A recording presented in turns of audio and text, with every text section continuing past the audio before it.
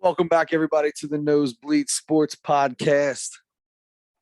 I am Chris Witt, and with me, as always, is Mr. Adam Schmidt. Adam, how are you today, sir? Doing just fine. How about yourself? I'm doing wonderful. I got something for us to start this show off with. Last week, we ate a Reese's. What was it? A Reese's brownie. It was a snack cake. It was a Reese's snack cake. I think we should, we talked about it, and I think it should be official. I think the Nosebleed Sports Podcast should start every episode eating a Reese's of some sort. So let's go ahead and rate the snack pack or whatever that thing was called. Snack cake. Snack cake.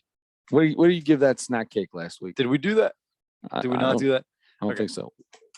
We going at a 5 out 10. of 10? Out of 10. Out of 10? Yeah. I'm giving the snack cake an 8. Oh, we did do this because I gave it a 6. I Did you remember. give it a Yeah, I 6? gave it a 6. Okay. I'm going to tell you right now. I already know what I'm going to give this. This is the Reese's Outrageous. This is a candy bar with nougat. It's got milk chocolate, peanut butter, caramel, and Reese's Pieces. Holy This, my smokes. friend, this is my new all-time favorite candy bar. I've already had 3 of these today. Sorry, scratch that. 4 of these today. This is number 5. I bought a 3. So you buy 2, get 1 free. So on my way to Columbus this morning, I bought 3 because I was like, I'm gonna save these 2. I'm gonna save these 2 for the show tonight.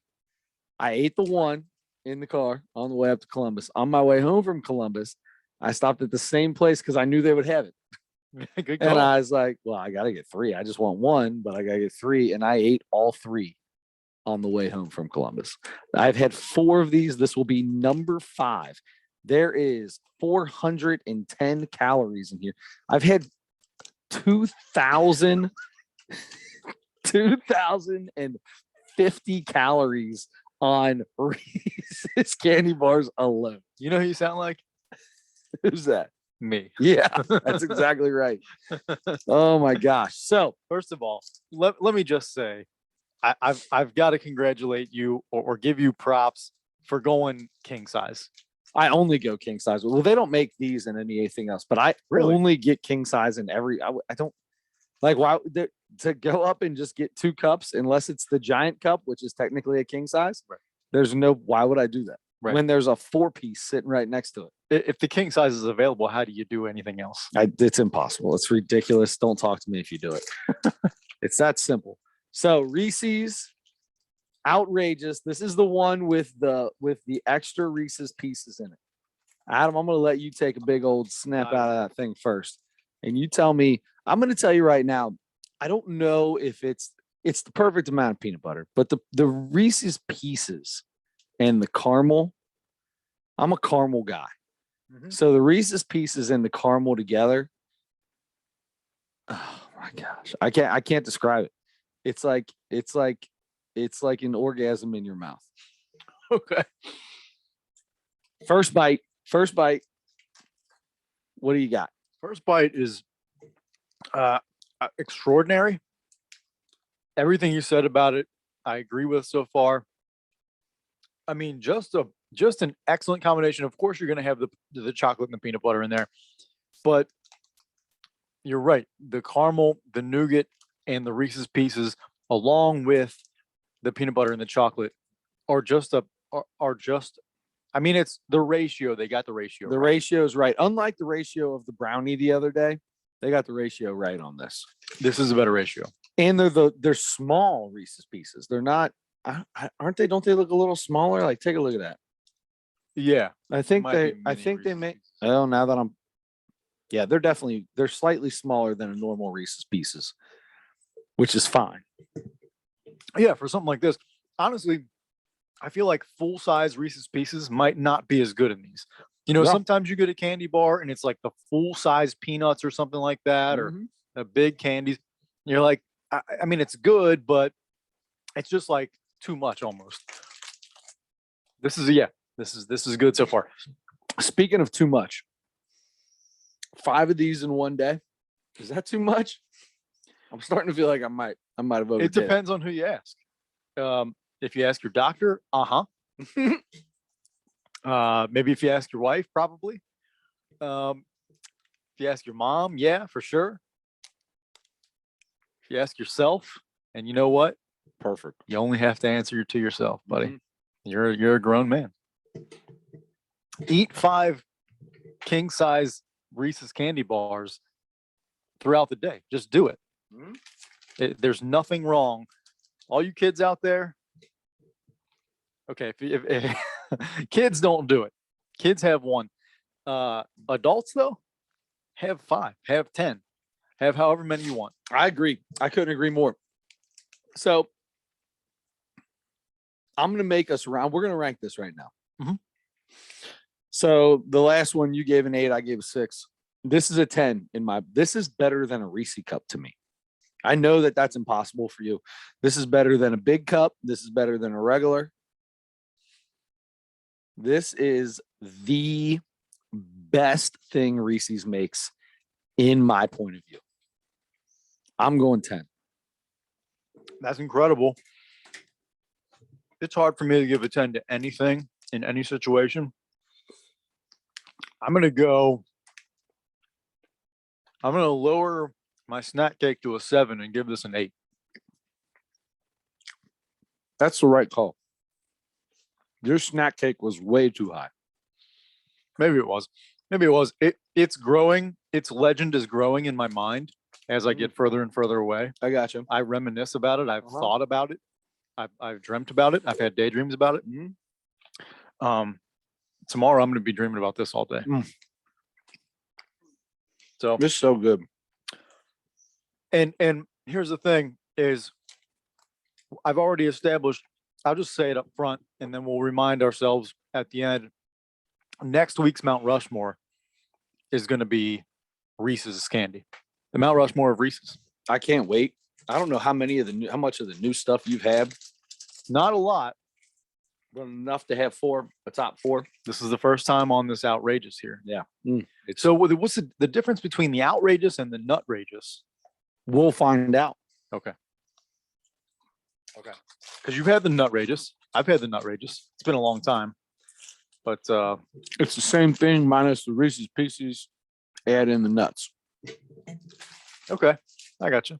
That's simple enough. All right. So then, yeah, this over nutrageous then. And nutrageous is fantastic. Yeah. For me. But we'll get to that though. That will be on the show at some point.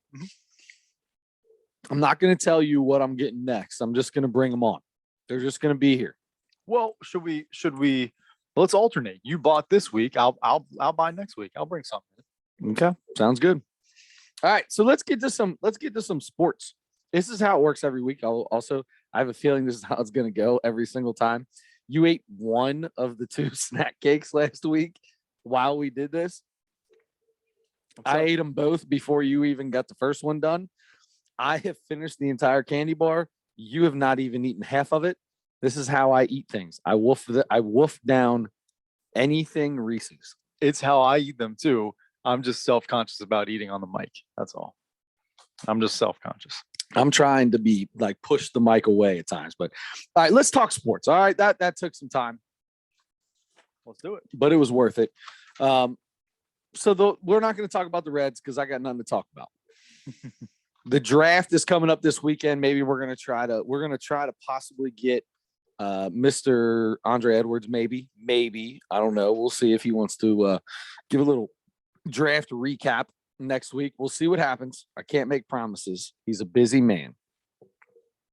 However, we are currently in the middle of the NBA playoffs, and we've got 3 series that are over in the first round.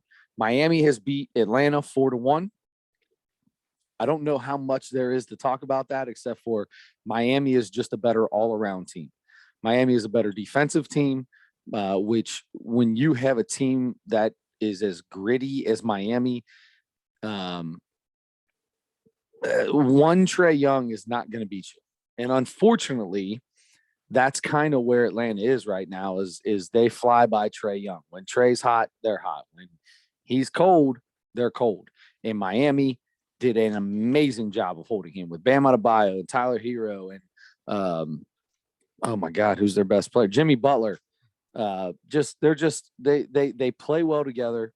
Jimmy Butler does something to a team, man. When he is on a team, he does something to that team. They become, I hate using the word gritty so much, but that they're just gritty. They just don't go away and they don't make mistakes and they don't take bad shots. They don't turn the ball over. They may not make a ton of shots because they're not the best basketball players, but they are so good together. Mm-hmm.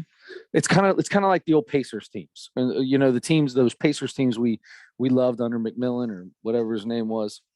Frank Vogel and then Nate McMillan. Yeah, both Frank Vogel too. Yes, very true. So, I mean, even really dating back all the way to like Larry Bird's teams. I mean, Pacers that's just kind of who the Pacers are, which we're going to talk a little bit about Indianapolis here a little bit later in the show when we get into Indiana Mike, who had the entire Pacers team at his show. Along with a bunch of other people that I didn't know who they were. I didn't know any of them. They were famous. They were. I look people up. While people talk about people, I'm constantly Googling everything. One was a congressman, and the other was the mayor. The old woman, I don't know who she was, but they didn't show her. She just makes sure she just bails everybody out of jail. All right, so Milwaukee and Chicago is over. Milwaukee dominates that series 4-1. Not much to say about that except for the fact that how awesome is this series going to be because they play on Tuesday. They will play the Boston Celtics. They've got a week off, and the Boston Celtics is what we're going to really talk about right now. The Boston Celtics are moving on. Not a big deal. Boston Celtics are very, very good basketball team. They were the higher ranked team in this series. However, you have a Brooklyn Nets team with Kevin Durant, with Kyrie Irving, with Ben Simmons, and now they are swept and at home. Once again, if you don't like the NBA, watch this Boston Celtics team, watch this Milwaukee team, watch this Miami team. The teams that win in the playoffs are teams that can play defense, and these three teams are very, very good. So, Adam, what happened to the Nets?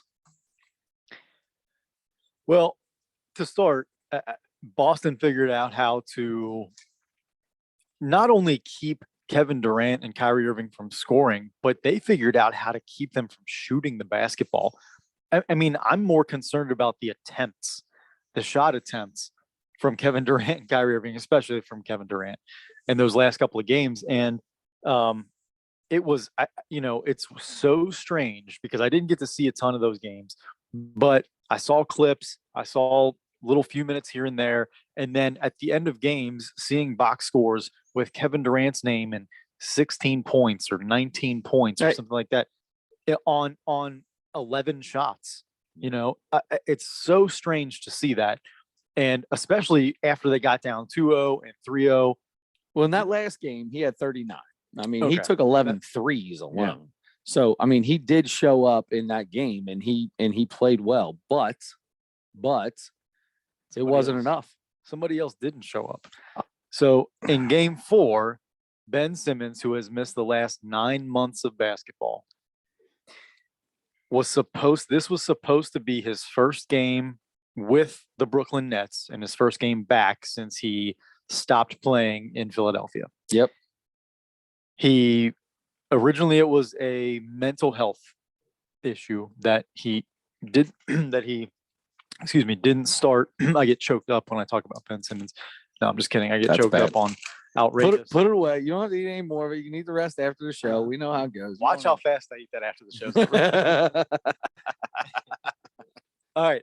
But anyway, so Ben Simmons, the rumors were, and the reports, not even rumors, reports were, he is set to go. This is going to be his first game back. It seemed, I think we briefly talked about it. It seemed kind of silly to bring him back at the end of a series that they were down 3-0 anyway. But this was the big deal. And if they were going to preserve their chances of staying in that series and winning a game at least, which is you can't get back in a series until you win a game, Ben Simmons was going to be possibly a little bit of a difference maker, at least on the defensive end when he came back, right? Because he's one of the best perimeter defenders in the game. Yeah. Obviously, he can't shoot. Everybody knows about that. So he's not a huge offensive weapon, although he can pass and he can get to the rim and finish, but not a shooter and scared to death to shoot the ball now. He woke up that morning of game 4 and let the Brooklyn Nets know, my back hurts again. I cannot play. So let me interject. This is difficult, right? Because this man, this dude, there's so many ways you could go into this guy. He wakes up, his back hurts, he doesn't want to play. Anxiety has a little something to do with it. There's a lot that goes into it. If you are a teammate of Ben Simmons and you're expecting him to come and finally play with you guys, he's been practicing. How do you feel on game 4 when you're down 3-0 to waking up to this news? If I'm his teammate, probably how all of his teammates did feel and how the rest of the organization did feel from everything that's been reported. From what I understand, everybody was surprised and disappointed. I think disappointed is the perfect word. I don't think upset or angry is something that would go, because they never really played with him. Mm-hmm. They don't know the guy. I mean, they probably know him, but they don't know him on that super personal level of a teammate, right? You know him as a colleague, as a peer, but you maybe don't know him. And the guy is definitely going through some stuff, right? At this point in time, he is about to have 2 different organizations in appeals to try not to pay him. Mm-hmm. Because there's 2 organizations now that are trying to prove that he just is sitting out, and the reasons he's sitting out are not enough for them to have to pay him for what $20-some million mm-hmm. that he's owed. And he is now sat out for 2 straight years. 1 year. 1 year. He played last year with Philly. Sorry, but he has sat out for a full year. Yeah. I got to tell you, this is a hard one for me, man, because, dude, I've seen that anxiety level in people, and I've never understood it. I don't get it. I have zero anxiety about those things. When I get in, if it's game time, man, I'm ready to go. Like, I am super pumped. Everything's good. But I've seen it. My boy gets incredibly anxious before anything. If we're leaving him, even if it's with his grandma or something for an hour, he gets incredibly anxious, and it turns into other things. Mm-hmm. Never understood that. Still don't understand the Ben Simmons thing, but it's hard to be upset with him, but disappointed is one. I don't think there is any problem with you being disappointed. I think you can be disappointed because this man has had as much help as anybody can get. They've given him everything he can possibly have when it comes to help. And at this point in time, you know where you've got to, and maybe you don't know where you're at mentally. I don't know. It's hard, but just he's got to take more than just time off. He needs to get out. He's got to stop. I think he's going to retire. He's got to retire. He's got to be done with basketball. It's not working. He's made a lot of good money. He's an incredible basketball player. Maybe not retire, but dude's got to leave. He's got to get out, because it is not going to get any better. His mental state is not going to get any better sitting on the bench for somebody and getting this constant ridicule. It's not going to get any better. You got to bolt, man. You got to just disappear from the world. Do what Kyrie did. Kyrie just disappears when he gets into those, but then he comes back fine. Well, maybe not fine, but that's another thing though. But then that's another thing. I don't know. I don't know, man. It's tough for me. Disappointed is perfect word for it. Yep. I agree with you. You know, that's exactly where I was going to go. And it is really hard. You can't, here's the thing. All of the reactions from especially former players that are in the media, the way they reacted to that was the biggest eye opener for me, because those guys always support each other, especially when it comes to injuries and that kind of thing. Mm-hmm. It's a brotherhood, it's a fraternity, whatever. People are not holding back. Shaq said as a punk move that he didn't play in that game. I think Charles said something, Stephen A. Smith, whatever. That's an easy cop out for somebody that never had an issue with it though, right? That's sure. Not and I'm going to tell you right now, if this were 2 years ago, 3 years ago, I'm that person right now, dude. I'm sure. Man, are you kidding me? Grow a pair, get off your this soft attitude that everybody's got nowadays. It's not all about you, big boy. Get out there and do your thing for your team. You're getting paid to go to work and you're not working. So what has changed that you no longer? I've seen it. I've seen that struggle personally, firsthand, in someone's eyes, and seen what it looks like, and I've never seen it before. I've never seen that. I've never had that issue. It's easy. It's not. It's easy for me to brush that off. That don't bother me. We mean it's time to go play game 4. Let's go, baby. I don't care if I got I'm Kobe. You know what I mean? I could have a torn ACL. I'm still going out, or what do you have? The broken heel or whatever, the Achilles. I'm still shooting my free throws and I'm making them, and then I'm walking off the court. You know what I mean? Like 100%. But dude, it's not everybody, dude. Everybody's different. But at the same time, I know there's so much pressure. There's so much pressure on him right now. But if you're going to come out and say, I'm going to be there, I can be there, it does feel like a cop-out excuse to it looks like that. That's what it looks like. You make it look like that. Mm-hmm. Yeah. After it's back pain now. That was kind of the thing that was holding him back more so recently. And then he went, like 10 straight days of working out with no pain. He's practiced like most of the last month without any trouble. So you're ramping up, and now you have there's no reason now for me to not be able to play. We're going to try to throw you out there maybe for 10 minutes, 15 minutes. If you can get 15 minutes and give me 6 boards, I mean, Ben Simmons can give you 6 boards in 15 minutes and maybe give you 8 points. Mm-hmm. Just get into the ball and facilitate the ball well. Let Kyrie be a shooter. Get it, drive and kick, and be able to maybe get 3 assists. That he has the potential to do that in 15 minutes. Sure, and disrupt people on the defensive end. And he's one of the better defensive players in the league. Right. Apparently, his mental state triggers his back pain. That's what he said. Now, at this point in time, man, you just got to be quiet and just sit down. Just you. I don't like those. I don't like that. I don't.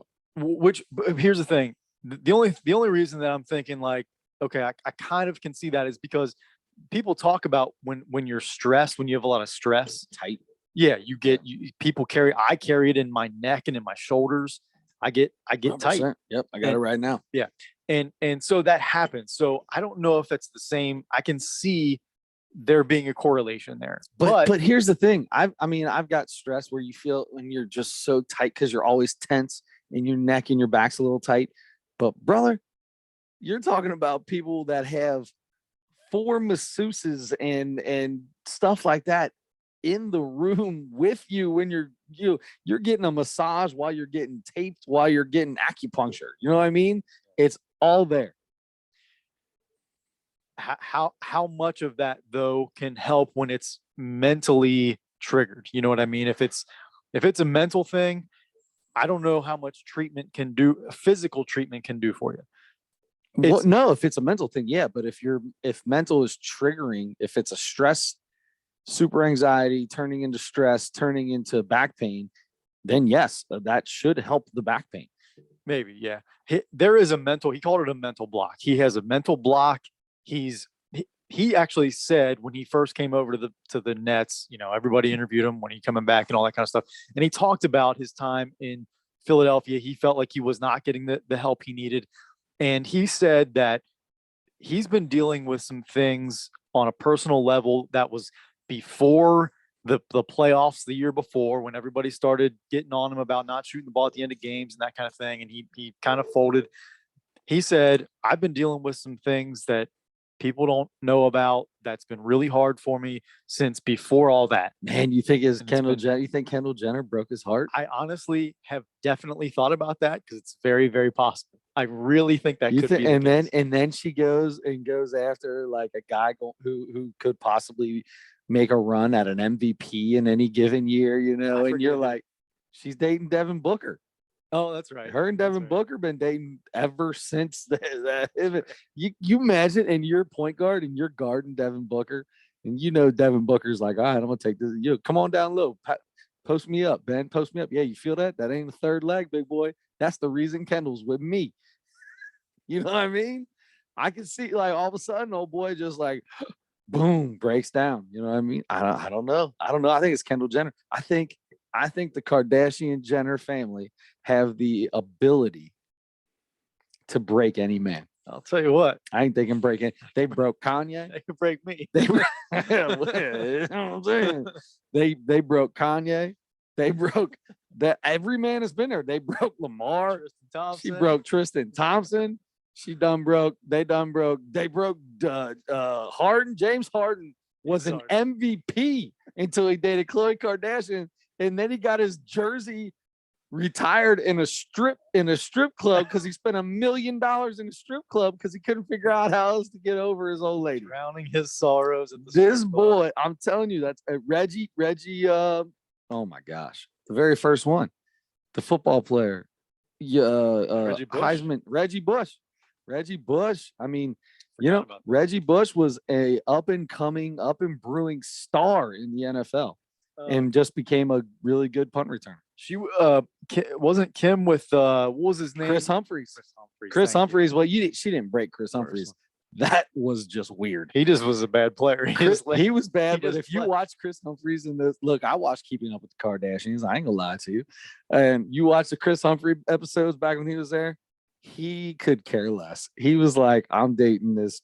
I'm marrying this. It is what it is. He was, and when it was over, 3 months later, it was over. He's the only one that took it well, I think. I think he took it the best because he had the least to lose.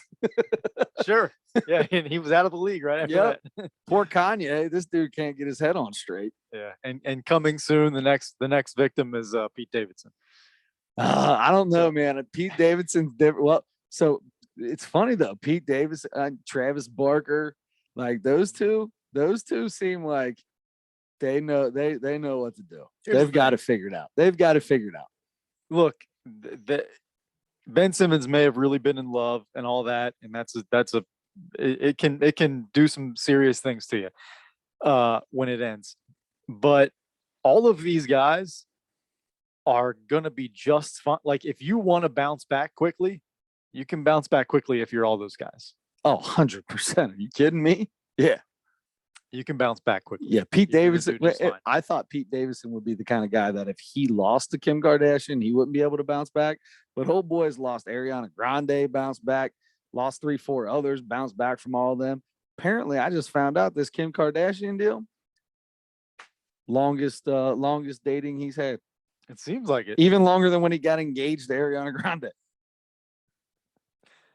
They were engaged? Yeah, he got engaged after like a month and a half. Sheesh. Yep, he just knew it. Pete's a lover, man. He's got a great interview that's hilarious. So he's just like, man, I love love. He's like, I love love, man. Okay. He loves love. Yeah. And Ariana Grande don't put it out there. Yeah, I know what you mean. So apparently Devin Booker too. Ben Simmons is he's dealing with something. Okay, he's dealing with something, and he's got the Jenner blues. He's got the Jenner blues. The Kardashian Jenner blues. Maybe he'll end up doing what Bruce did. Wow. Do you think that's the kind of issues he's having right now? Do you think he wants to be a girl? I don't know. You think he's gonna? Can you call him Bruce anymore? Can you call him? Can you call her Bruce anymore? Well, it was. I mean, I just mean it when it was. Oh, Bruce was careful now! dealing with the Careful now! same We're gonna thing. get kicked off of Now it's- YouTube and everything Now else. it's Caitlin. Now it's Caitlin. So anyway, I don't know if he's looking to Does Caitlin still go back to Bruce, or is she 100% Caitlin? 100% Caitlin. She's 100%. 100. How would you like to be a woman? We've listened to this. I love this. My favorite thing of one. I don't remember which one it was. Who the comedian was? How'd you like to be a woman? And Caitlyn Jenner is a woman for 1 year and gets Woman of the Year. Oh yeah. How'd you like that? Man, this. Are you kidding me? Forget that. That is not right. That's not right. For 1 year. She was a woman for a year She was and got Woman of the Year. She got Rookie of the Year. Yeah. She got Female Rookie of the She Year. got Female Rookie of the Year. Way to go, Bruce or Caitlin. Way to go, Caitlin. Look, man, that was one of the funniest jokes of all the jokes that we've I think we listened might to. have just made a better one actually. Yeah, exactly. The Female Rookie of the Year is even better. Oh my gosh. All right. So anyway, Ben Simmons, that's why I'm honestly I'm with you that it's easy to say, look, physically, I would think he should be fine to go out there and play, even if his back is hurting a little bit. This is the playoffs. A lot of guys are playing hurt. You want to play, you're playing for the chance to advance and maybe win a championship. And if Ben Simmons was 100% healthy, they would be a little bit different team. And they may be able to match up better with, especially with his length, guarding Jason Tatum, guarding Jaylen Brown. Yep. Especially Jason Tatum. For sure. And who's going to be a top 3 MVP candidate next year. Ben Simmons has to, honestly, that was not so far-fetched what you said about retiring. I mean, even if it's not a full retirement, just get out. You got to get away. Got to get off of the radar. And here's my biggest thing. This is where I have to push back on him. If you have a mental block, if you have mental things that you're dealing with, that you need therapy or anything you need to try to get through that and get over it and get back to a halfway normal life, work on those things, whatever you need to do. I totally understand. If you can't go out on the court because you can't mentally handle it right now, do whatever you need to take care of it. Don't expect to get paid.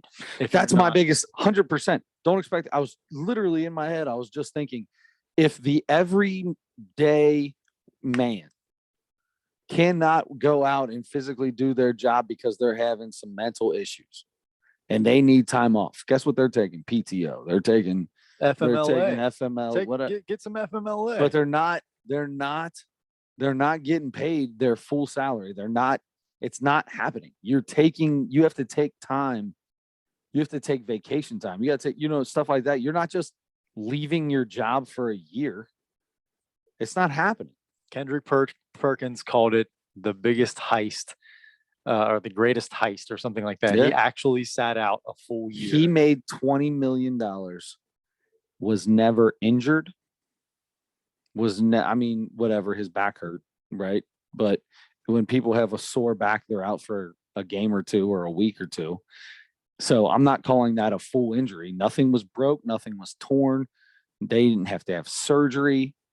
This man was not injured. This man sat on the bench because he didn't feel like playing basketball.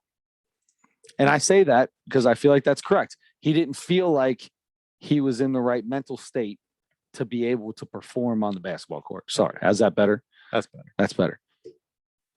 Still, that's rough, man. How do you get, like I said, if it wasn't for my boy, I wouldn't have any idea what that was. For me, it's suck it up, right? What do we always learn? Are you kidding me? Suck it up and go out there and play. You don't act like that. What are you doing? You're letting your team down. You're letting everybody down.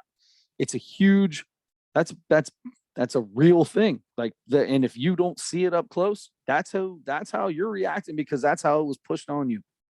We have learned a lot more in the last 5 to 10 years, even in the last 3 years, about mental health and mental health issues. And even like, if you're a sports fan, Kevin Love and DeMar DeRozan, guys who you would have no idea have had some pretty high level issues with depression and anxiety and mental health, stuff like that, have come out and spoken about it in the hopes that it will get more people to be able to speak about it and speak up about it and do something about it if you're dealing with something. Because a lot of people for years and years and years in every generation, it's, is like, gosh, this new generation is so soft. But our generation is super soft to our parents' generation, and they were super soft to their and parents' this generation is super soft to us. But here's the thing. Part of it is evolution too. And we are getting smarter about some things. We're getting dumber about a lot of things too, but we're getting smarter about some things. And I think this is one of them for sure. And I really do. You do have to figure out where that line is. And that's the hardest part, is figuring out how much is you need to toughen up and how much is you need to, when is it you need to toughen up and when is it you need to deal with that, and whatever you need to do it. And if you got to miss something, if you got to disappoint somebody or let somebody down because you have to deal with something internally that is affecting your life and the way that you interact with people and your ability to communicate and be part of society, and it affecting your relationships and things like that, then you got to do it. And it's just a hard thing to figure out. But that's why I can't go 100% in on like some of these other guys, like Ben Simmons it was a punk move, like Shaq said. I can't go 100% in on that because I think if there's really something there. But you can still be disappointed. Sure, absolutely. Can still be disappointed with absolutely. I don't feel like there's anything wrong with that. Yeah. Let's move this to the other guy on that team, who, by the way, the New Jersey Nets owner came out with a statement saying, "Hey, did you see the statement that he put out? No. Something like, we've got great talent on this team, blah, blah, blah, blah, or stacked talent. I can't remember. So their stacked talent has one guy who didn't play an entire year. And their second have another guy who, out of 246 games that he's been signed under the New Jersey Nets, has played in 116 and missed 130, and that's Kyrie Irving. And you now have two of these going on in your locker room. Actually, that's sort of a similar situation because 100%. Because of his decision not to get vaccinated. He was letting a lot of people down, and there were a lot of people in the media saying, what is wrong with him? He's a bad teammate. How do you not just go get vaccinated? At least he was more upfront about it, though. He let people know, look, I ain't doing it. It ain't happening. And I'm a 100%. I wish everybody got vaccinated, but also that was his decision. I don't think you're selfish because you didn't get it. I hate people that go, you're not getting vaccinated. You're hurting the whole world. I hate that. Like, who are you? Just because you wanted it, your way's automatically the right way. Right. I hate people that automatically think what their view is 100%, and there's no other way to be it. I can't stand that. And that is a ton of media did that to Kyrie Irving, which is not fair to that dude. I agree. So I think that's why that's a pretty similar situation, because he made a choice. Not that Ben Simmons is necessarily making a choice, but Kyrie Irving definitely was. And either way, they weren't able to play. And some of Kyrie's stuff is also mental too. This dude needs breaks. You know what I mean? This dude just disappeared from the team. He's taking at the beginning of the season. They didn't know where he was. Steve Nash had to answer questions about, do you even know where Kyrie Irving is? You're right. And he's at a birthday party getting blasted because he's at a birthday party without a mask on. Right. You know what I mean? Yeah. All right. So that's Kyrie. Now that I said the name, you mentioned how Boston was able to do what they did against a really good Kyrie Irving and a really good Kevin Durant. Two of the top 10 players in the league, easy in my view. They did it for 4 straight games. How much now does Kevin Nash? We're going big time wrestling. Wolfpack, baby. How much longer can he bring Scott Hall to the ring drunk? How much longer can Steve Nash keep the job in New Jersey, never having any coaching experience at all, going into the job, passing up a lot of people that probably deserve that job more than he did. Mhm. And how fast is he gone, or is he stay? How much of this is should be put on him? I don't know. And let me preface by saying Steve Nash is one of my favorite players of all time. I adore Steve Nash as a person and as a player. Not that I know him personally, but everything I've followed that guy's career so closely, and he seems like a very, very, very top tier guy in the league, teammate and everything. Absolutely. So leadership, I'm sure he has the leadership ability to be a coach.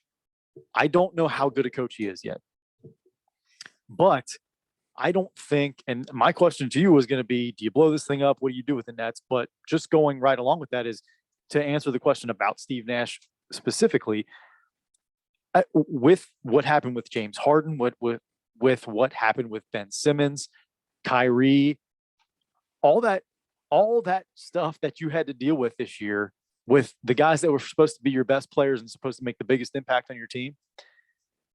How do you not give a guy at least another year to possibly have now Kyrie a full season to be able to play all the home games?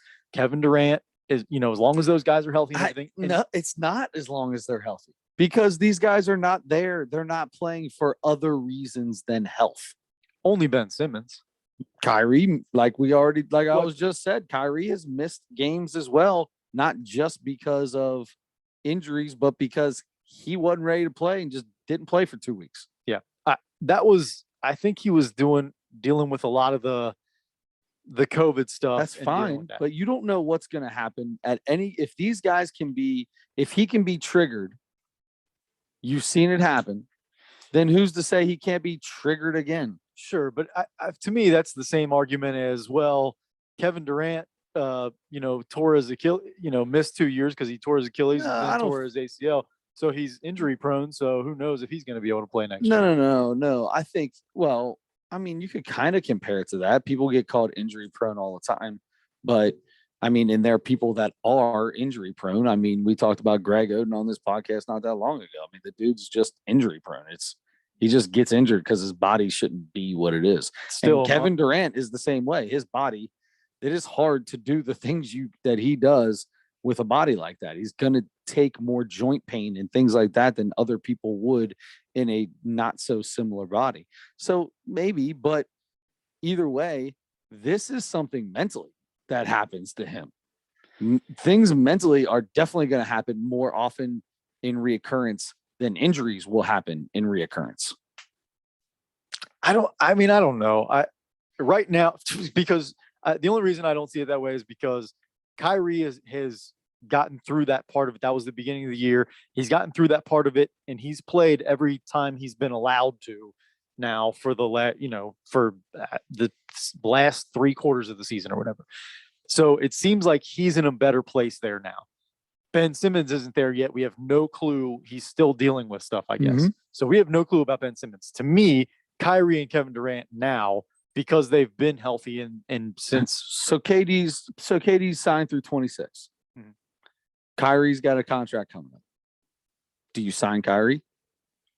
I wouldn't sign. If this is what I would do. If I am the New Jersey Nets, I sign a 1-year deal. Or a 3. If he wants 3 years, I'll give you 3 years, but 2 of them are going to be team options. I'm not giving you. And if you don't like it, go to the Knicks. Find somewhere to play, because that's exactly right. Because where you're going to end up. Really, really good teams aren't going to want that anymore. There's other players that are catching up to where you are. They'll find somebody else that they can trust in certain situations. Whereas, so if you want to go play for Sacramento and make all the money in the world, have at it. You know what I mean?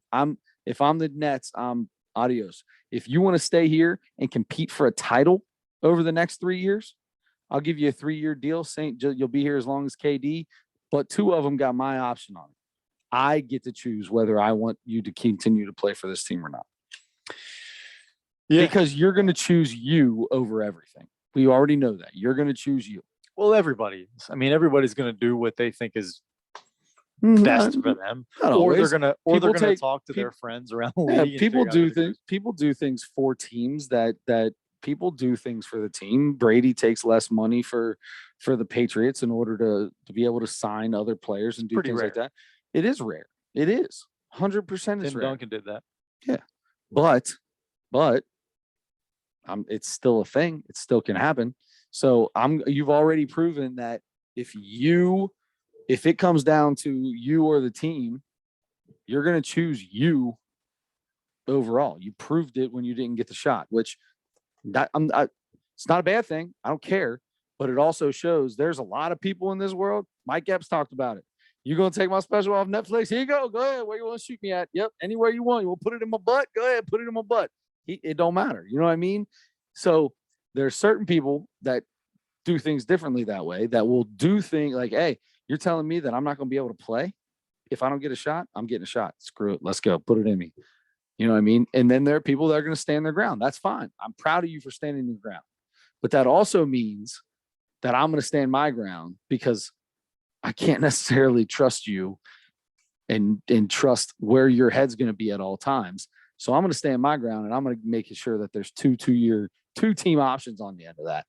Sure. You're going to, with a lot of guys, but certainly, especially Kyrie, you've got to make a decision whether you want to deal with a potential distraction for whatever reason and get one of the best players in the league. Yep. Yeah. Okay. I guess they've got to make that decision. For Steve Nash, though, I don't think it would be fair to get rid of him after a season like this one. I just don't think anybody in that situation. You could have had, even if the fact that he did nothing to deserve to be a head coach right off the bat like that. Like, I mean, people spend years and years and tens and tens and tens of years on the bench as, first assistants and things like that, and don't get a chance. Sure. Look, everybody that gets a chance gets it for a reason. It's not like it's not like, now he had a relationship with the owner previously, but it's not like it was, he just did his buddy a favor. That's not how Steve Nash got the job. I'm not saying Steve Nash isn't a great basketball mind, but I'm just saying you're hiring a head coach in the NBA to be the head coach of one of the most highly talented team in the NBA, and never had an ounce of coaching experience under his belt. Yeah. You have no problem with that. Well, I mean, I'm It's sure a totally they're different story, and I'm totally going on another tangent, but I'm going to ask you anyway. I mean, James Posey's been on the bench for 100 years. He wants to be a head coach. Patrick Ewing spent how much time on a bench and wanted to be a head coach?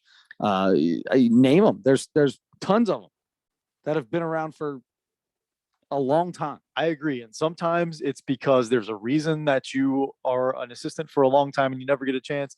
Sometimes it's because of other things that aren't fair. Sometimes it's because you have relationships, I mean, with people. And that might have been the biggest factor in Steve Nash getting this opportunity. But he doesn't get the opportunity if he doesn't have the characteristics that could make a good coach. Now, yeah, we could argue whether he deserved that over other people. Well, my point is that makes it easier for me to get rid of him. See, we made a mistake. I don't think he's quite ready to be a head coach yet. He will be. I think Steve's going to be an amazing head coach in the future. But for the amount of egos, no, they would never say that. The amount of egos and the types of personalities we have on this team, we're going to go after a more experienced guy. Yeah, I just don't think he's in the position now. I don't think you can judge his performance based on this season. I don't think that's fair at all. Can I judge his performance based on the playoffs that we just went through, where you just got swept by the Boston Celtics and didn't really make an adjustment in game to do. Obviously, I mean, sure, you made adjustments, but nothing that worked. If you want to judge him on 4 games, sure. Playoffs. I mean, the playoffs are you're going. Listen, whether you think it's fair or not, you're gonna get judged more about what you've done in the playoffs than you are about what you've done in the regular season. But Everybody not is. 4 games. I mean, that's way too small. Sure. A sample size there. Way too small. It just comes back to the fact to me is I don't know why he's even a head coach right now. Who is the best head coach for that team, do you think? I have no idea. I have zero idea. I'm terrible at that. Who do you think the best head coach? You would have a better idea than Steve me. Nash. If Steve Nash was not the head coach of this team, and Steve Nash had never been a head coach, and he's just a guy out there playing soccer around, and swimming in a pool, he's an option for you. He's an option. Who would be the best option for this team right now? There are a lot of guys that are available that don't even hit. There's a certain coach who just retired recently. That oh, that's right. We were going to talk about that too. I thought about that when you brought up the Kings too. Like, yeah, who's going to be the Kings coach next year? Jay Wright ain't going to the Kings. Jay Wright ain't going to the Kings. Jay Wright is going to take about 2 months and he's going to go to the NBA, but he ain't going to the Kings. Jay Wright's got to stay on the East Side. He's an East Side dude. He's over on the East Coast. I think in my head, that's what I would say. Brooklyn Nets. I mean, it makes perfect sense to me. So a guy that's never been a head coach or played in the NBA. Also, now that matters. I'm just saying, if you're getting rid of Steve Nash because he hasn't been. Well, that's not fair. That's not true. He's coached a ton of NBA players. He's been part of USA basketball for over 15 years. And he has been with a lot of NBA players. And he even said he used to get an itch to go coach in the NBA, but he was able to scratch that itch through USA basketball and with what's his name, Coach K and all that stuff. And now he has dealt with these players. He has dealt with things like that through USA basketball. So are you kidding me? He was the best college basketball coach that was out there outside of Coach K. It can, but a college basketball coach does not always translate to I'm not the saying NBA. I totally agree with that, but college is turning the way college teams are run are a lot more like the way NBA teams are run nowadays. It's not like it used to be where you were dealing, where those kids were there for the school and they were there for a purpose and they were there for 4 years and played their hearts out like college kids. Now they are there just to get prepared to go to the NBA. That's the only reason they're there. They're there to go to the NBA. So the game's played different. There's a lot of things different. And Steve Nash, even though it was as a player, has spent the last 2 decades in the NBA. And with no coaching experience. Would you rather have a guy who had NBA playing experience or who had the coaching experience?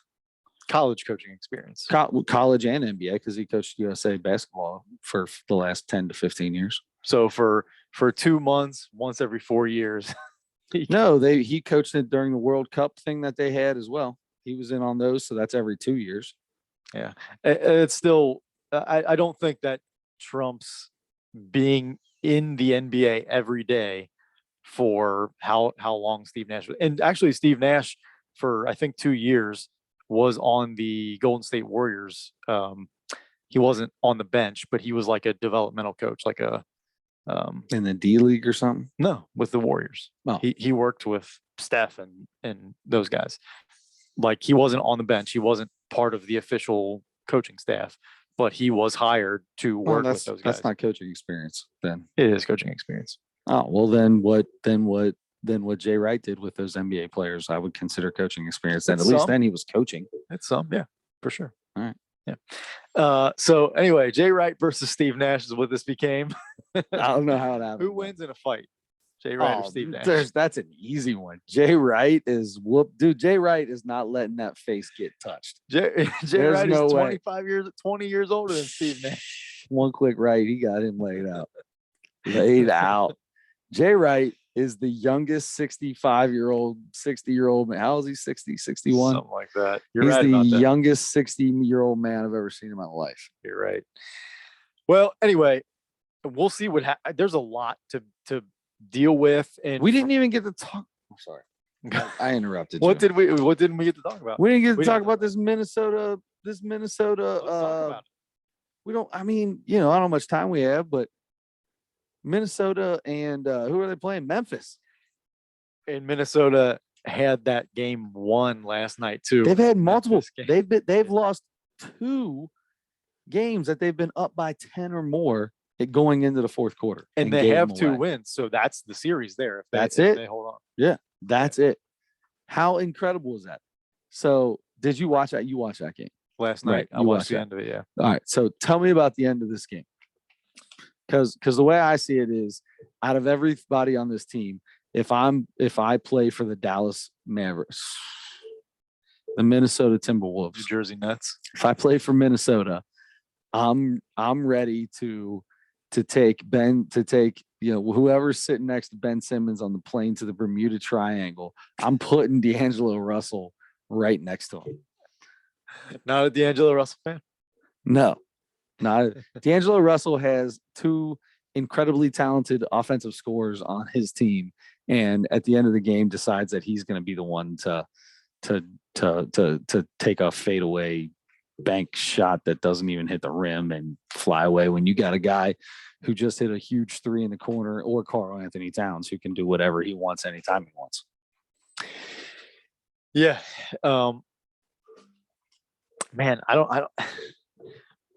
this Timberwolves team is so hard to figure out, honestly. Plus all the snitching, you know what I mean? He's snitching on Nick Nick Young. Nick Young. Iggy is alien. That's one of my favorite girls, dude. That's you guys snitches get stitches. That's all I gotta say. Nah, man. I don't know what to think about this Timberwolves team. I really don't. It's number one, they have hung in this series way better than I thought they would. Way better. I thought Memphis was going to possibly sweep this series. Probably sweep this series.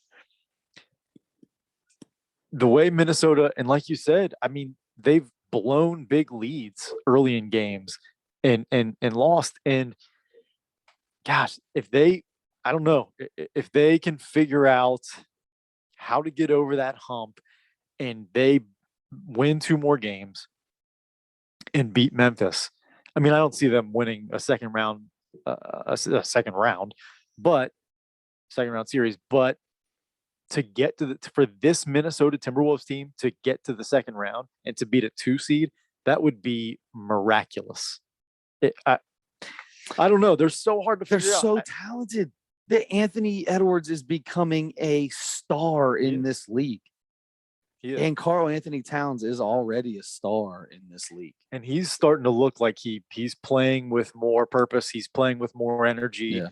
Finally, because for a long time he was putting up decent numbers, but it didn't really even look like he was. Yeah, he was stuck in Minnesota. He was stuck in Minnesota with nothing to help him, just like Kevin Love used to be. Mm-hmm. Just like Kevin Garnett used to be before him. It just is what it is. Now he's got Anthony Edwards next to him. He's got somebody that can do something with him. And they're getting brought down by D'Angelo Russell. You think he's playing that poorly? I don't know if he's playing that poorly. I just don't like the guy. Man, come on. You know better than that. Put your phone away. Not you. I'm talking about D'Angelo Russell. Oh. For some reason I thought they wouldn't be playing tonight. No, they just played last night. Yeah. No, tonight we can be done with them if you want to be done with them. We don't have to continue to talk about that. Tonight we have Milwaukee just won. We had Golden State is about to clinch against Denver. I don't know if that's true. What's the score of that game? 60-54 Denver. Ooh, Denver. Jokic decides he's gonna play a little basketball here, because I'll tell you what, the Golden State Warriors are another team that look very good in this playoff so far. To dominate that team with one of the top 3 MVP vote getters. I don't know he's going to be a top 2 or 3 vote getter in Jokic. That's pretty impressive. Number one for me. If I had a vote, I'd vote Jokic for MVP. But You're taking him over Joel Embiid. yeah, Is that because you don't like Joel Embiid? Because you don't like Joel Embiid. no, it's not. I've had reasons not to like him before, but Embiid is. I think Embiid's going to win the MVP, and I have no problem with that because he was unbelievable. He was just incredible this year. But Jokic missing his second and third best players all year, and putting up actually a little bit better numbers, and them kind of keeping pace as far as wins go, team wins go, with Philadelphia and a couple other teams that should have been better than them. That's really impressive to me. And he led.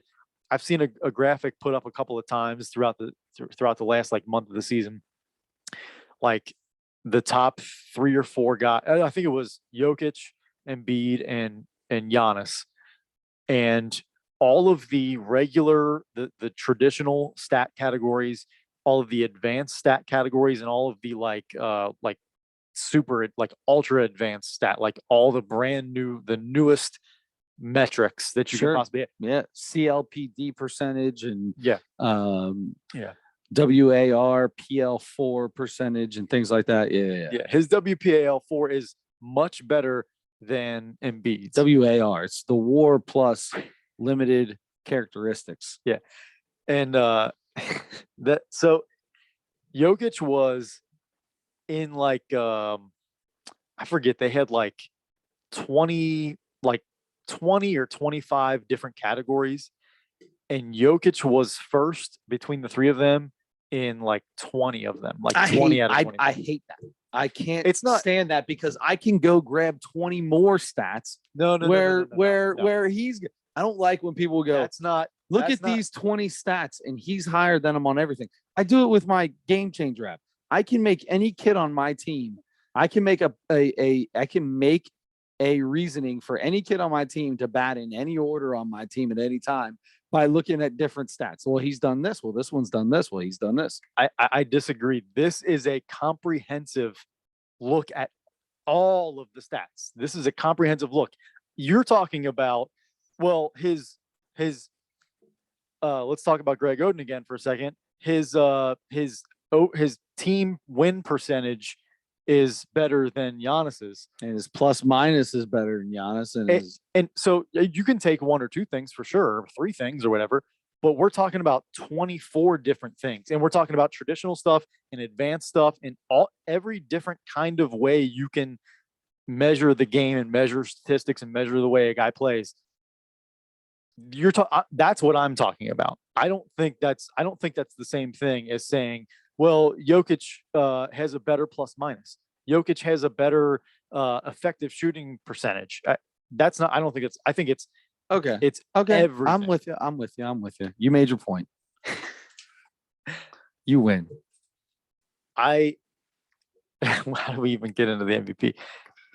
Why not? Jokic is. What else we got to talk about? The Reds. Yeah, we got to talk about the Mount Rushmore of Tools. Oh, we do got to get to that.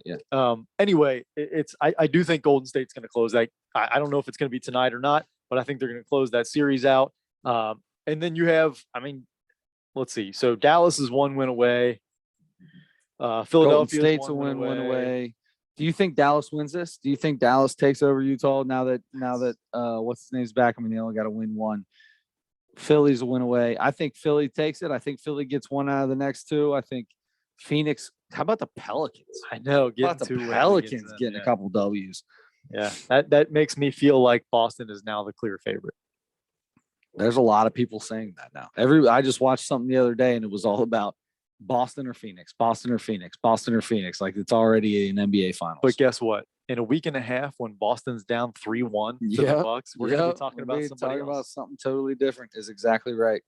Okay. Well, look, by next week, we're going to have all of the second round matchups going. Yes. Right. So we'll take a look at that, at all that stuff again. It's going to keep getting more exciting because these matchups are going to get better and better and better as we advance through the playoffs. So we'll have plenty more on basketball. Yep. That was fun. We talked about 7 million different things there. It's a lot of NBA. We got a lot of good listeners that are big NBA fans. that I'm sure stuck around for the entire episode. And I apologize to Indiana Mike for Mike Epps for not talking Pacers here, but It's hard to do when they're not in the playoffs. that's right. They got to get in the playoffs. They weren't in the playoffs. They were at his stand-up special. Right. In Indianapolis. They didn't have to go far. Yes. Before we get to Mike Epps, Chris, we've got to talk about what I should have been way more excited about this. I honestly made a mistake It's and my fault. did a different. No, it's not. I talked about it yesterday. we talked about Reese's. I had Reese's on the brain like I always do. And I was thinking that was our Mount Rushmore. It was Tools, which I think is an excellent topic. Excellent topic. Mount Rushmore of Tools. I wish I would have spent more time thinking about this, but I've got 4 that I like. All right, let's hear them. You want me to go first? I want your 4 favorite, not the 4 least favorite. 4 favorite. Right, Mount Rushmore. We could do Mount Rushmore of least favorite. I love things. I was just listening to the podcast. The reason I said that is I was listening to our podcast earlier today, and you said something like, "I could easily do the ones I hate. I could do a Mount Rushmore of the tools I can't stand using or something." Yeah, that's right. No, let me tell you, the invention of the drill. Holy smokes! I mean, instead of having to screw everything in by hand, you got the drill. That saves so much time. You're way more efficient. You save the elbow grease you got to spend. Give me the drill. Give me the power drill. Absolutely. Okay. The putty knife. Ooh. The putty knife is a versatile tool. 100%. You use it to mud drywall. You use it to scrape. It's a cleaning tool. You can do a lot of different things with the putty knife / scraper. Sometimes you call it a scraper. Oh yeah. Yep. So metal putty knife or plastic putty knife? Metal for sure. 100%. Yeah. Plastic's useless. Yeah. Adjustable wrench. The old adjustable. There's something about the old crescent wrench. There's something about the traditional wrench that I love, but the adjustable wrench is a set of wrenches in your hand. It's a one wrench that can do a lot of jobs without having to go back into your tool bag, into your toolbox, whatever, and find the next size. Figure out what size you need. All you do is grab the adjustable, you put it up there, you spin the little thing, and you're ready to go. Yep. Adjustable wrench. I think maybe number 1 on my list, the tape measure.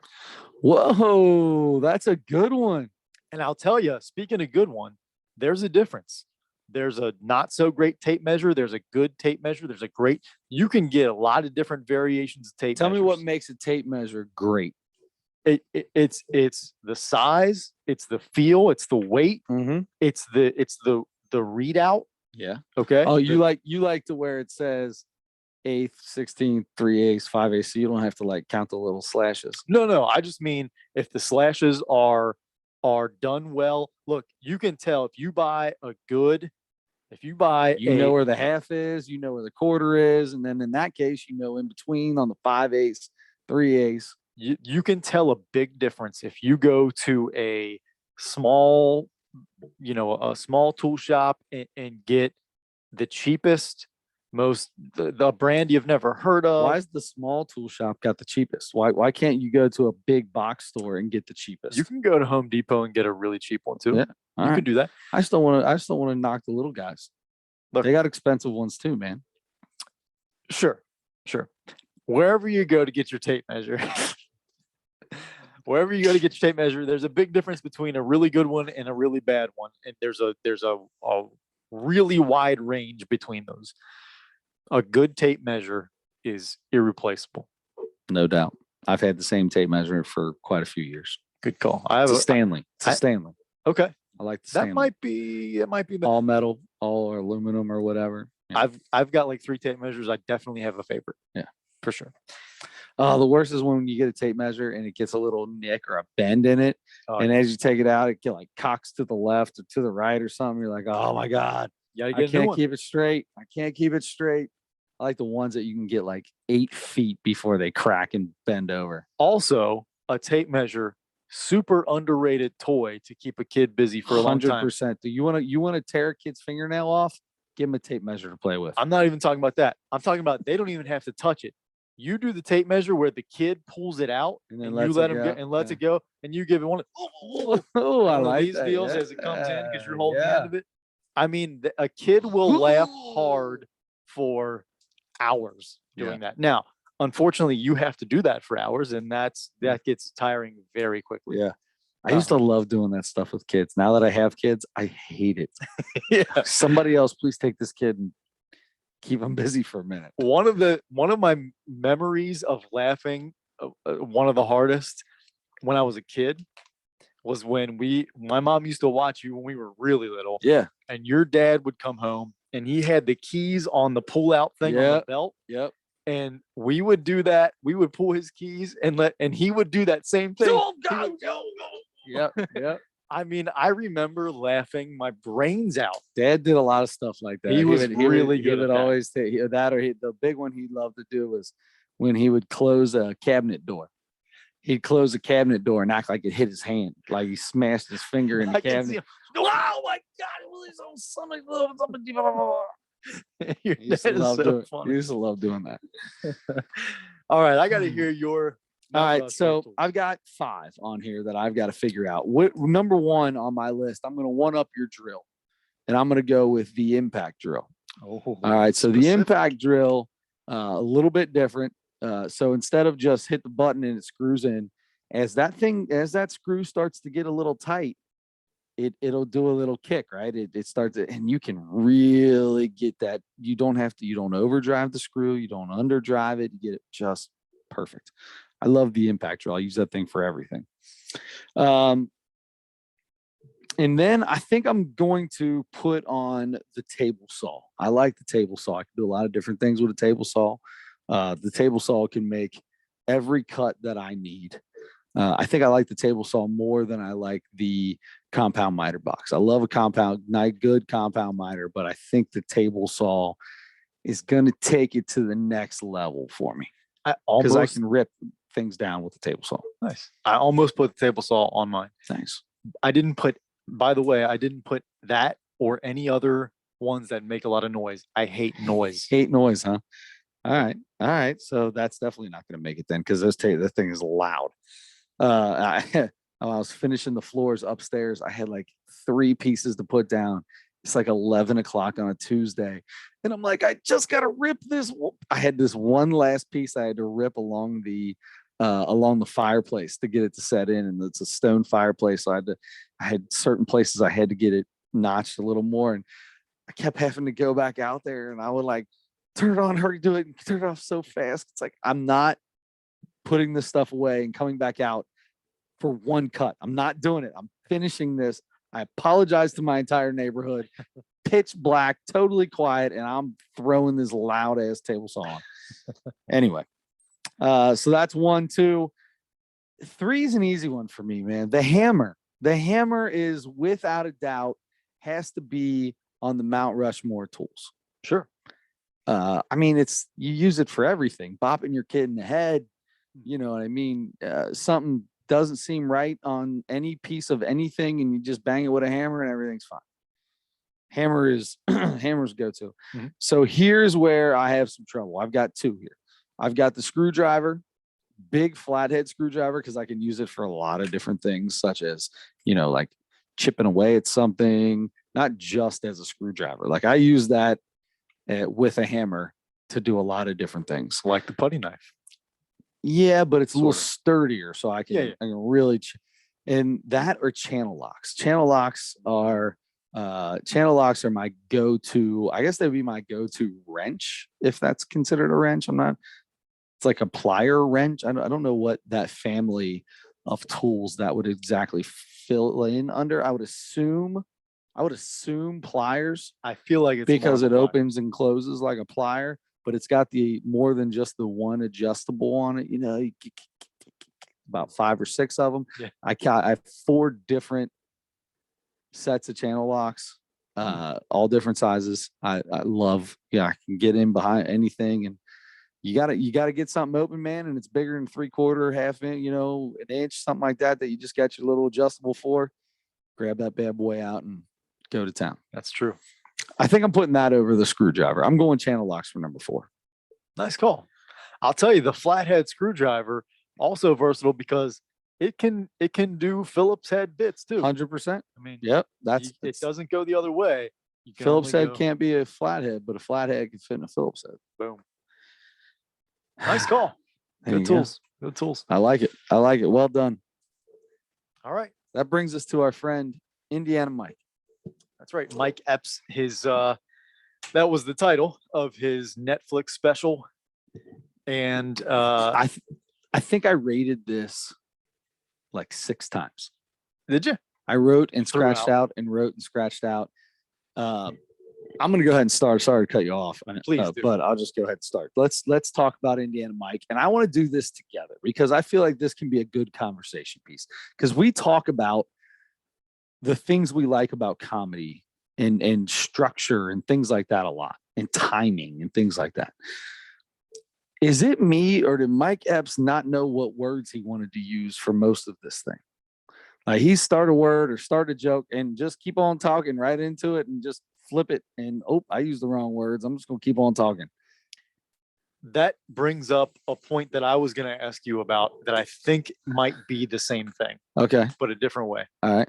You want me to say it? Yeah. Was he definitely drunk? Oh, he was drunk. He was something. My man was on something. He couldn't talk. Yeah. He couldn't talk. And if that's the case, you're recording your special. How do you get drunk before that? The crazy thing Especially that drunk? Yeah, the crazy thing is he acts like that. Like I feel like that's just, I don't know if he was. I don't know. Maybe he had a few to get him feeling good, but it was definitely the stuttering and stammering over some words that he couldn't fill out. That's what got me. But it was still funny. My man is still, he does not have structure. He does not have, there is nothing that goes into, my man just goes out there and starts talking. Like there was he had a lot of jokes that he thought they were funny and no one was laughing but him. He's the only one laughing, smacking his microphone in his hand. The only one laughing.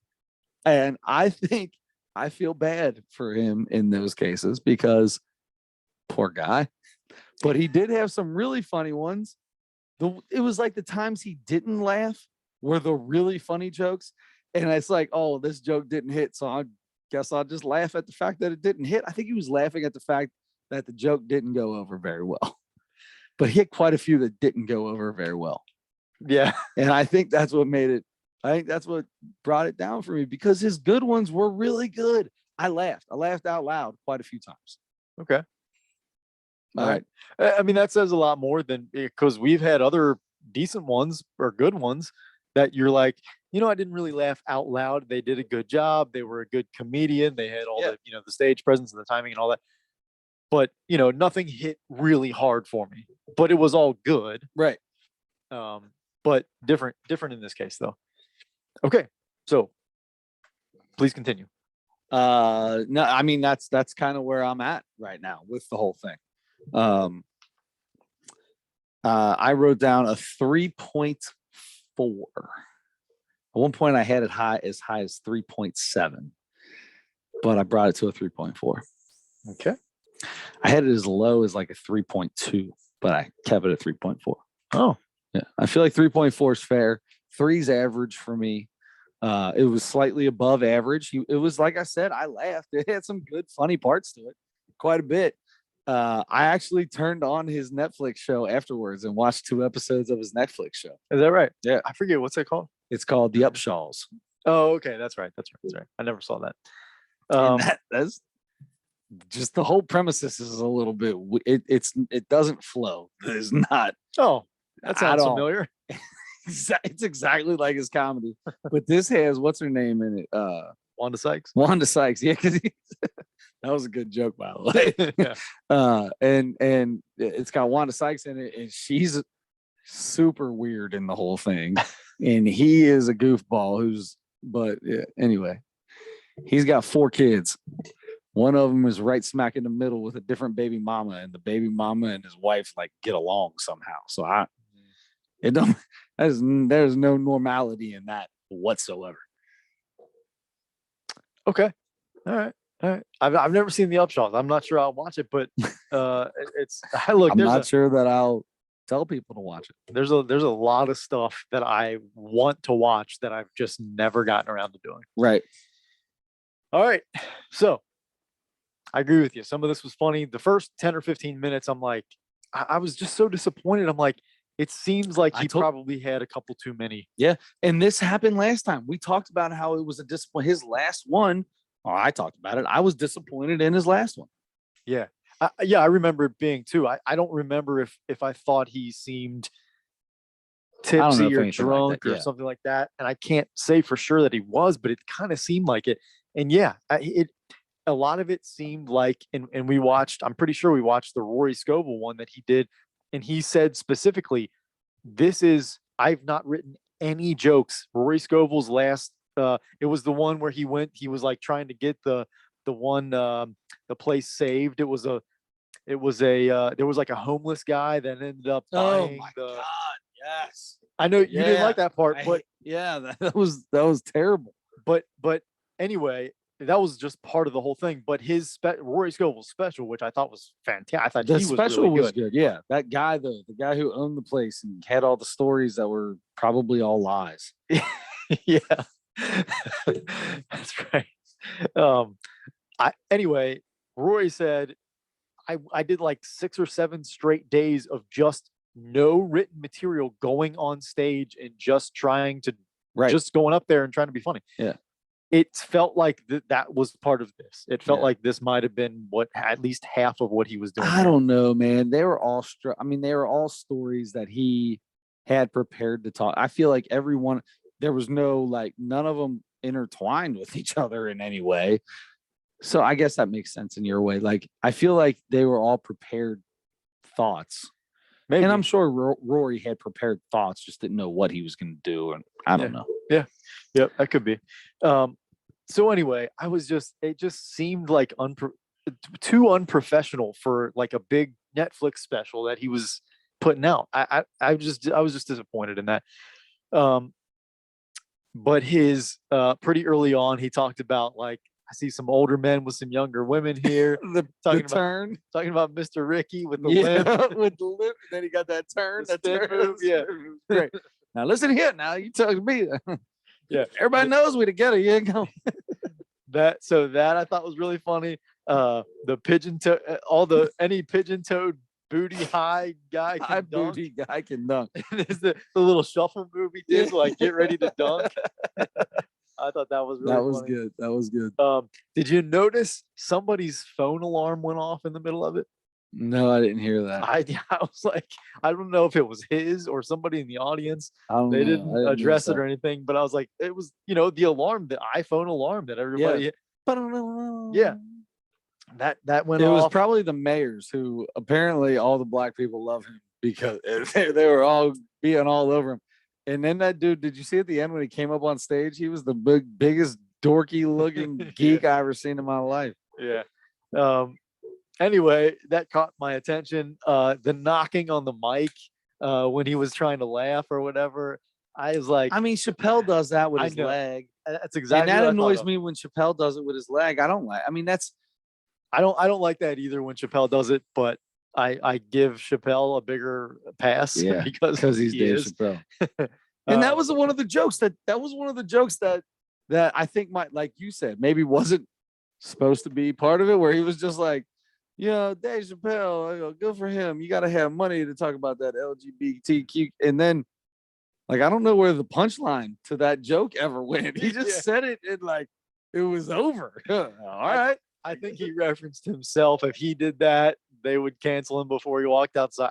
I agree. It was so terrible. Oh yeah, that's right. That's when he started talking. Then he got into the airport and the taking pictures and all that stuff. You're right. It did have somewhere to go, but none of those jokes were funny. The last thing I have written down is one of my favorite things in stand-up comedy for a long time has been when when a black comedian does an impression of a white person, it's Wow. almost always funny. Yeah.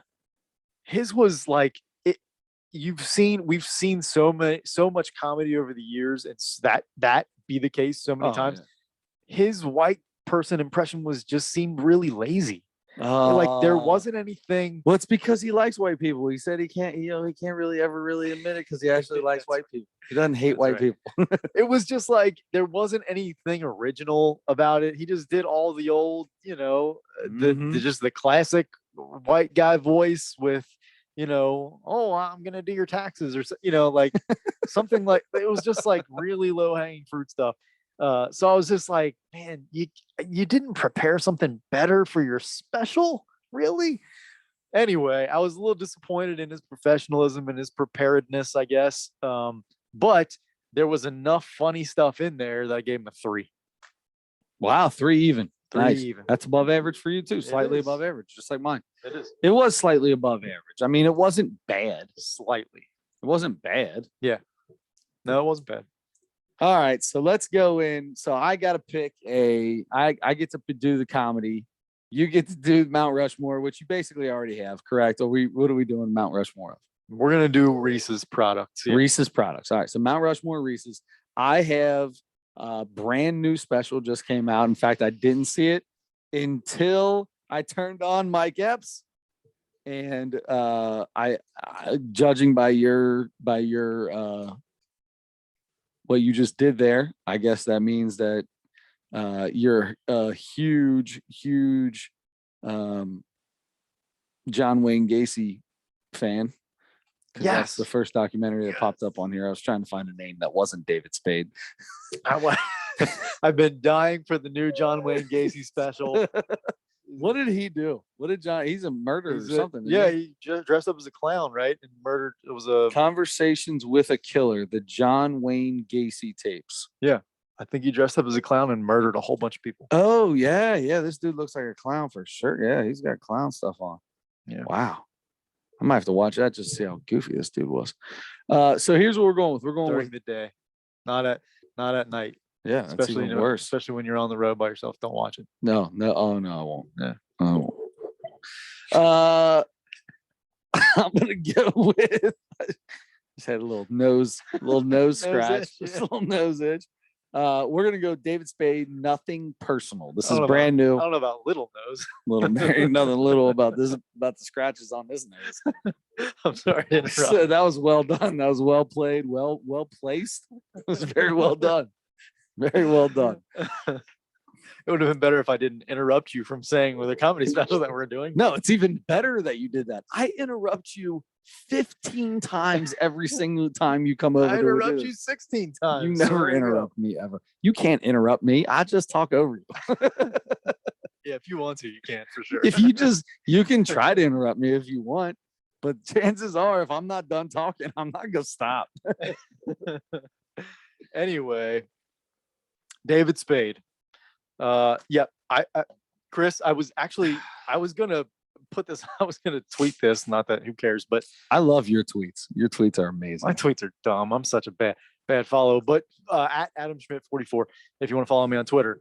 But I was going to do it. Are you gonna stay on? See, here I am, jumping right over top of you again. Let's talk about that. Are you gonna continue to tweet since Elon Musk owns it? Yeah, because number one, I don't follow any news enough to know why everybody hates him. And number two, I don't know what he's going to do differently yet. I didn't know anybody hated it. People hate Elon Musk. I thought people loved Elon Musk. People loved him, and then it became popular recently to hate him. Ah, gotcha. Because he bought Twitter, so they all hate him now? It started before that. I'm not sure why. There's something. He had a tweet. I saw somebody sent a tweet. Oh, I guarantee it. Somebody sent a tweet out that way. Well, he got a little upset with Mr. Biden because they had an electric vehicle. Like had all these people from all these from like GM and Ford and Chevy. I did see this. So they have them all there for an EV electric vehicle, an EV summit, right? So I think that's what they call them, where all these, top of the line guys come to talk about that topic. Did you not get the invite? He created the electric vehicle, and this dude didn't get an invite, and he was all over Biden, like, hey. Wow. So I'm sure that's why people don't like him, because he doesn't like Joe Biden. I want to just see this because he had a really funny tweet the other day that somebody put out there. Let's see. Where's it at? Where's it at? Okay, here it is. Now I'm going to buy McDonald's and fix all of the ice cream machines. I heard that. That was a really good one. Yeah, that's good. Listen, and then he tweeted back and said, "Listen, I can't do miracles, okay?" I thought that was pretty funny. Next, I'm buying Coca-Cola to put the cocaine back in. He's been all over this stuff. Where there's one that's even better. God, where's it at? Where he says he's going to get rid of it totally. He said, I'm going to buy Twitter, or he said, now that I bought Twitter, I can't find it on here, but something to the effect of, now that I bought Twitter, I'm going to delete it. I'm coming after Facebook next. Go outside and do something. I thought that was awesome. I like that. I would definitely miss Twitter, but that's probably what everybody needs. That's so great. I loved every bit of that. Yeah. Apparently he's buying it because free speech. Yeah, there was stuff being taken off that people didn't feel like should have been, or something like that. Well, and he feels like they were concentrating on certain people and what they said, and we're not concentrating on other people would say similar things and they wouldn't do anything about that. So that's why he felt that Twitter was becoming too political and wants it to be more open for all sides to be able to talk. And I did see today, he said something pretty specific about the only way to make it fair for everybody is to make the far right really mad and the far left really mad, or something like that. By free speech, I simply mean that which matches the law. I'm against censorship that goes far beyond the law. If people want less free speech, they will ask government to pass laws to that effect. Therefore, going beyond the law is contrary to the will of the people. If that makes any sense.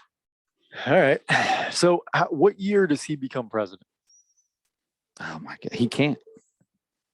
Because was he not born here? I don't think he was born in the United States. I don't remember where he's from. In fact, I didn't read anything. I listened to one of his book on tape biographies that he did with some guy. No, he was born somewhere and came here with his family. I'm 99% sure he wasn't born here. I could be totally wrong on that, but I'm pretty sure he wasn't born here. Okay. Chris, I want to end this episode with a little bit of a trivia question. Yes, let's do it. All right. You put the phone down. You are no cheating. Don't cheat. I was just going to look up where Elon Musk was born. You can do that. You will be able to cheat on this because of something. Because of something else. Anyway, close my eyes. Okay. Let me start out by saying shout out to Miguel Cabrera, who just became the newest member of the 3,000 hit club. Round of applause. Miguel Cabrera is the third player in baseball history with 3,000 hits, 500 home runs, and a career batting average of 300 or better. Okay. How many? 3. He's one of 3, or there's 3 others? He's one of 3. He is the third member of this exclusive club. The other 2 gentlemen. Oh, they're both on this picture over here. No, wait a minute. Babe Ruth. Ooh. Now we're overthinking it. Mays, Aaron, Ruth. 300 batting average. I'm going to go with Hank Aaron? I'm going to go with Hank Aaron as 1. And? Am I right about Hank Aaron? You're right about Hank Aaron. 5 hundo on the bombs. Hank Aaron, my 4th favorite player of all time. Wow, that low? Yeah. Who are your top 3? I said favorite now. Yeah. He's the best of all 4 of these. Oh, okay. I feel better about that. Okay, that's fine. Okay. That's fine. That's totally different. Totally different than where I was thinking. Like Hank Aaron, like if you go back and look at this dude's stats, he's the second best or best. He's maybe the best player ever, for sure. Ever. Yeah, absolutely. And Willie Mays is right there with him. Bingo. You got him. You got them both. All right. Good job. So they are both on there. Your first instinct was to say they're both over here. I should have just stuck with it. That's why I asked you, because Babe Ruth didn't get it's got to be batting average. It's got to be batting average, right? Maybe it's 3,000 hits. Did he? I don't know that he had 3,000. What is Babe Ruth's career batting average? So I'm going to tell you, I think it's batting average. God, no, not even close. Is it hits for real? I think it's going to be hits. Holy cow. Babe Ruth. Let's see if I can Obviously, it's click got on to be hits because we know he has home runs. this. No, he didn't get the home runs. No, he did not have 500 home runs. Babe You Ruth. had me for a second. Babe Ruth had 2,873 hits. Imagine, and that's also how many hot dogs he had while he was playing. And he had, Imagine if he he- hit 342. He Imagine had if more he hot had, dogs than that. Imagine What are you if he talking had- about? If he had like once a week had a stalk of broccoli instead of a hot dog, like over the course of Dude, his look at career. Babe Ruth in the prime of his career. He was a strong, big, strong man, not a big, fat, sloppy man like he was towards the end. which There's goes to too show many you. pictures of him hitting his 700th home run and things like that, and not enough pictures of seeing him when he was legit in his prime and was a well-built human. Have you ever seen the Strongest Man contest? They're all fat. They all look fat, but they're all as strong as oxes. That's how Babe Ruth was built. You're right. It is. Coming out of an orphanage in Baltimore. Good call. Yeah, See, that's why I ask you the baseball trivia stuff. here you go. I just like to watch. That was your a good work. one. That was a good one. Anyway, congratulations. I to love Miguel old Cabrera. baseball trivia. That's for sure. That you know what that put. I mean, that puts Miguel Cabrera in a league of his. I mean, that is as incredible as it gets right there. I've been saying for a long time that with the things Miguel Cabrera, he was the first one to win a triple crown since Yastrzemski did it. That's insane. Like, you know how hard it is to win a triple crown? Carlos Delgado, I think, was the closest one in the past 50 years. So maybe it's not that hard. No, I'm just kidding. Closest one. And that Delgado didn't do it. Yeah. And Carlos Delgado was an amazing baseball player. But that's just insane. And to be that good for that long is a testament. There's no doubt about it. How close is Joey Votto to doing that?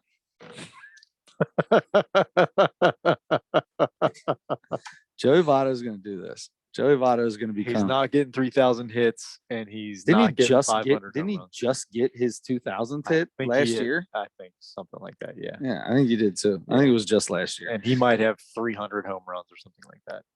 Maybe more than that. I hate to tell you this, Adam Schmidt, but he's got 3,000 hits. Joey Votto, Yeah, and he also including high school and college, and He- he didn't go to college. he has 2,035 hits. And for some reason, it won't give me home runs. What kind of website is this? Nobody cares if it doesn't give. Hey me home Sarah, how many hits does Joey Votto have? runs. Is it Sarah? No.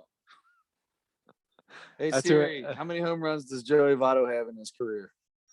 Oh man, this is such terrible podcasting. 331. Oh, there you go. Yeah, he could potentially go 2,504, How which many? is still insane.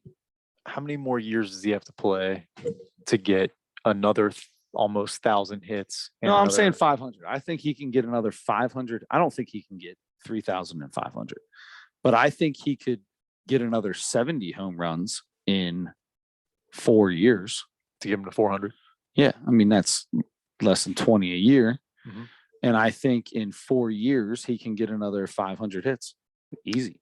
And he has that new approach that he adopted at the end of last year, just trying to hit the ball. Yeah, hard as without he a doubt. I think he could do 25-4, which would put him still in an incredible place in baseball history. can. Sure, he could end up with 400 home runs and 2,500 hits, and Not make the be one of the and have one of the highest on base percentages of all time. And and not be in the Hall of Fame. maybe not. He'll be in the Hall of Fame. Yeah, I think he will too. 100%. All right, we ended this. I got a little too far off topic. There's no reason to be talking to your phone while on a podcast. I apologize. No, it's a 3-person podcast. It's Chris Witt, Adam Schmidt, and Siri Alexa. Alexa. All right. All right. Well, look, we've got our Mount Rushmore for next week, which is Reese's. Was Elon Musk born? Say it in the mic. Where was Elon Musk born? I want to hear that before we sign off here. All right. Hey Siri, where was Elon Musk born? He was born in Pretoria. No idea what that is or where that is. The administrative capital of South Africa. Administrative capital of South Africa, located in the Gauteng province. Oh, okay. The Mhm. the Gauteng province. You may not know this, but Pretoria is one of South Africa's 3 capital cities. That's impressive. That's That's it. Really, those 3 cities have really earned. What would our 3 capitals be of our country? Would it be? I mean, that's easy, right? L.A., New York, and Washington D.C. Chicago. That's I was going to say. You're going to say Chicago over New York? No, over DC. Oh well, D.C. has to be the capital. It actually is the capital. Yeah, if you want it. Yeah, if you want. So D.C. has to be in it. Okay. Who are the other 2? Then you have to go L.A. and New York, right? Yeah, sure. I don't know. I go Cincinnati and No, I feel like more like Albuquerque, New Mexico. Xenia, Ohio could be on there. Maybe a Brownsburg, Indiana. I have no complaints about this. Yeah. Good call. You know who's from Brownsburg, Indiana? Who Mike Epps talked about today? Tucker Barnhart. Oh, yeah. That is why that sounds so familiar. You're right. Mike Epps talked about Tucker Barnhart? No, we talked about Brownsburg, Indiana. Did talk about Brownsburg. I got this white girl from Brownsburg. Going with the Brownsburg to get the white girl. That's what they come to. That's what they all go to Indianapolis for. So I hear. For the white girls.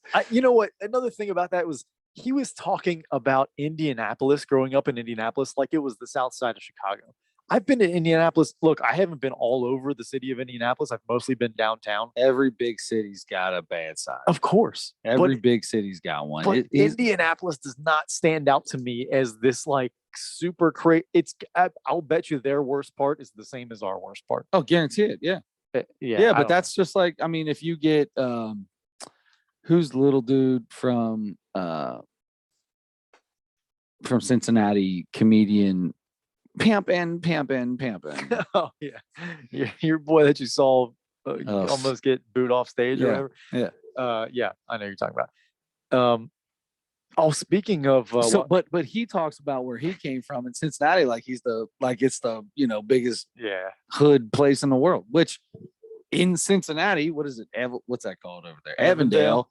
Really is there's a shooting in Avondale twice a day. We've got 6 or 8 places in Cincinnati that you could talk about, sort of like that. Louisville's might be worse than all of ours, and you don't think about Louisville being like that, but Louisville's got a side of town that is as bad as it gets. Yeah. Yep. I almost had his name. Pimpin'. Yeah, he's just not my cup of tea. Ludacris that Ludacris song, Pimpin' All Over the World. You ever heard that song? Yeah. At the very end of that, he's on that, and he's like, "Now listen here, everybody, pull your pant leg up. You see the one with the white socks? Not pimping." You know why your vodka and cranberry looks like it's blood? Because it doesn't have any vodka in it, buddy. Not pimping. Wow, those are not funny. And for a comedian, you think they would be more funny? Hiring to everybody, put your pinky ring in the air. Put your pinky finger in the air. You see the one with the ashy knuckles? Not pimping. Yikes. They're all. What is his name? I know. Gosh, so terrible. It's Cat Williams. Who won? You did. Oh, that was so close. I thought about it right as it was about to come out of your mouth. Instantaneous. I think you got me. Cat Williams, it was. Yeah. Cat Williams. All right, we got to get out of this thing. This has gone way too far off the rails. What time is it? 3? Is it 4:00 in the morning? It's almost 4:00 in the morning. I might be punch drunk by now. Are you working from home tomorrow? Sure am. All right, sounds good. Mount Rushmore, Reese's, David Spade, nothing personal. Next week, more NBA, possibly some NFL. Until next time, don't forget to turn your headlights on.